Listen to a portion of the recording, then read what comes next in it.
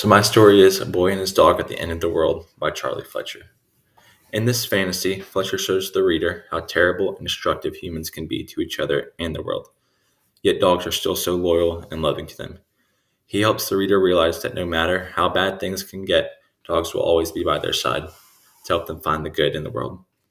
So the first thing Fletcher talks about is a nuclear war that he refers to as the gelding, and that's wiped out most of the world's population and made it extremely hard for women to reproduce and have more children. So the main reason I think he chose nuclear war is because he was born during the Cold War when all the nuclear tensions were really high, and he's just kind of putting all of his emotions from his childhood into this book and trying to really channel all of that to show everybody how he was feeling and kind of the nerves and fear that he may have had with him. And the reason I think he chose to have it as a gelding is because a gelding is when a horse is made so they can't reproduce, specifically like a male horse.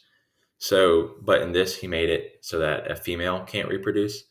So I think he's trying to show the how rough women have it in this story. And then the second thing he talks about is his love of dogs and how much they love him back.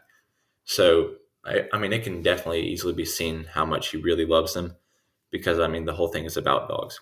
So his adventure with the dogs that he's went all around the world just to save one.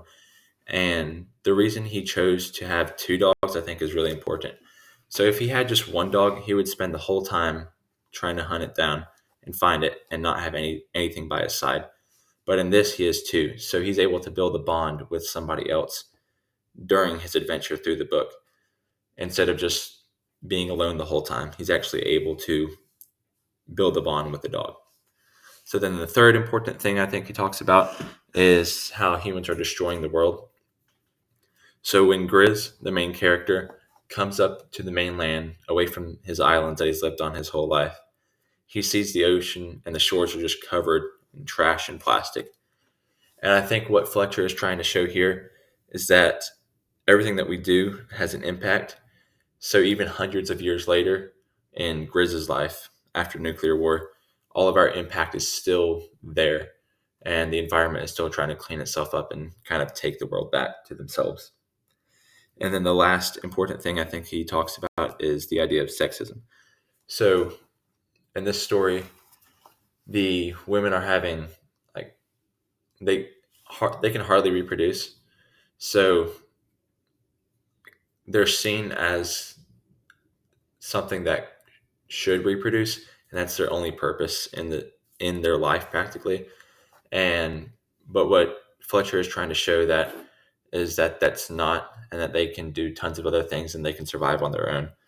So Grizz, the main character, the boy, ends up actually being a girl at the end of the story. And the whole reason is because she's been trying to hide her identity to protect herself because it's so much more dangerous to be a female in this story. And that is it.